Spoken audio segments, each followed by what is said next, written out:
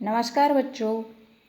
अब तक हमने शब्दों का वर्गीकरण पढ़ा था, जिसमें पहला था उत्पत्ति के आधार पर शब्दों का वर्गीकरण। अब आज है शब्दों का वर्गीकरण अर्थ के आधार पर। तो हम अर्थ के आधार पर शब्दों का वर्गीकरण देखते हैं। अर्थ के आधार पर शब्दों के दो भेद होते हैं।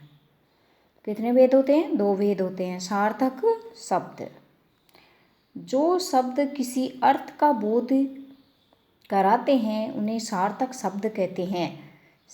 इसका देखो अलग अलग करेंगे या संधि विच्छेद करेंगे तो स प्लस अर्थक, यानी कि अर्थ के सहित, कि जो शब्द किसी अर्थ का बोध करवाता हो, जिसे किसी अन्य बात का पता चलता हो, वह क्या होते हैं? सार्थक शब्द।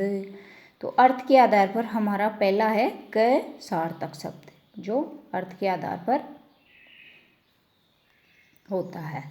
जैसे घर, पुस्तक, नगर।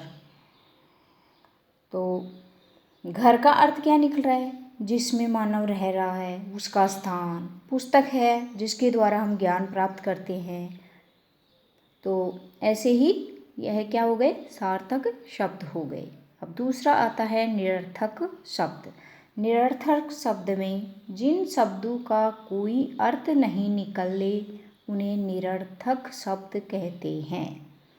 इन शब्दों का प्रयोग सार्थक शब्दों के साथ होता है कि जिनका कोई निर प्लस अर्थक, निर यानी नहीं, इन नकारात्मक के लिए निर उपसर्ग का प्रयोग हमेशा किया जाता है।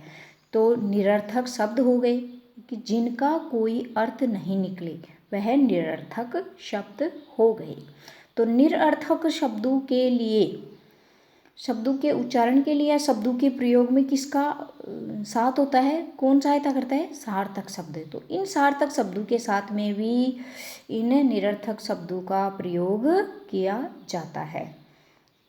इनके बीच में योजक चिन्ह होता है कि जिस प्रकार से हम जो समास है हमारा एक, उसमें जो योजक चिन्ह का द्वंद्व समास होता है, उसमें योजक चिन्ह का प्रयोग करते हैं कि बीच में जो आडी लाइन होती है ना, उसको योजक कहा जाता है। ये योजक चिन्ह होता है।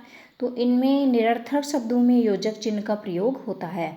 तो देखो उदाहरण देखिए कि रोटी, ओटी। अब ओटी का कोई अर्थ नहीं निकलता, लेकिन अपन बोलते हैं रोटी ओटी खा ली क्या। फिर है खाना बाना, पानी वानी, पानी वानी पी लिया गया। इस प्रकार से बोलते हैं। तो ताजा वाला आदि, ताला वाला, इस प्रकार से ये शब्द हैं, इनका कोई अर्थ नहीं निकलता, लेकिन हमारी भाषा में इनको हम साथ में प्रयोग करते हैं। तो ये निरर्थक शब्द। अब अर्थ के आधार पर दो प्रकार पड़े हैं, सार्थक शब्द और निरर्थक शब्द। धन्यवाद।